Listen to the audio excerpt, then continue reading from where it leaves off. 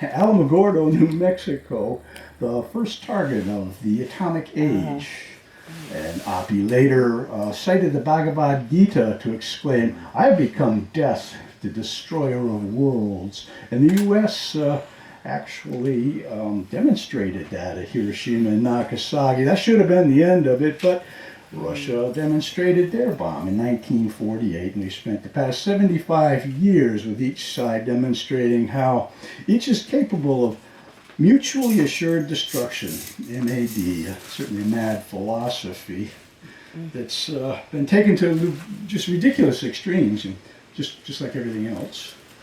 In 1945, the United States government, anticipating the invasion of Japan, ordered 500,000 Purple Heart medals. And they thought there might be 500,000 casualties. They were actually issued all the way up through the Vietnam conflict, because for several years prior to that requisition, over 10% of all the electricity in the United States had been consumed by the Manhattan Project to produce enriched uranium and plutonium for Little Boy and Fat Man, the world's first two atomic bombs that were ever given personal names or actually used to intentionally target a human population, at least so far. The mushroom cloud rising from the ruins of Hiroshima was visible for a distance of 100 miles. A few seconds after a nuclear explosion, thermal heat rays stream out to raise objects in their path to a temperature 1,000 degrees Fahrenheit. Wood is turned to black charcoal. Dirty concrete can be bleached by the heat, unless an object, such as a person, blocks the heat rays. Human flesh and bones absorb the heat to keep from bleaching the concrete, and before the body turns to ash, it leaves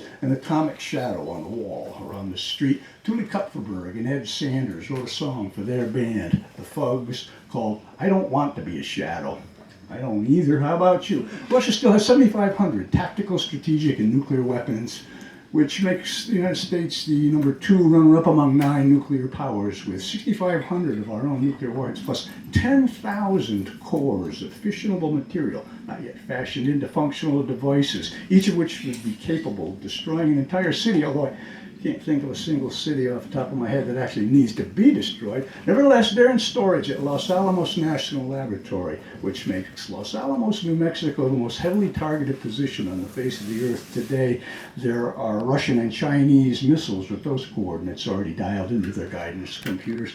I myself was trained as a nuclear weapons officer, career handling team supervisor, Nuclear Weapons Training Group, Pacific North Island Naval Air Station, Coronado, California, 1982, where we were taught not only how to attack things with nuclear weapons, we were taught nuclear weapons defensive postures as well. The first indication of a nuclear detonation is a brilliant flash. It's brighter than the sun, can't be mistaken for anything else. We were taught at NUEP's Trade Group Hack, as soon as you perceive that flash, you should immediately bend over and kiss your ass goodbye. That way you'll at least die trying to accomplish something, and you'll leave an atomic shadow that makes it look as if you're mooning the bomb. Those guys certainly had a sense of humor simultaneously. The best and worst job I ever had, although decades later I was made very apprehensive by our fake president's promise to make America great again. I did my part by hanging out down near the Great Dismal Swamp on the border of Virginia, North Carolina, just grating my teeth.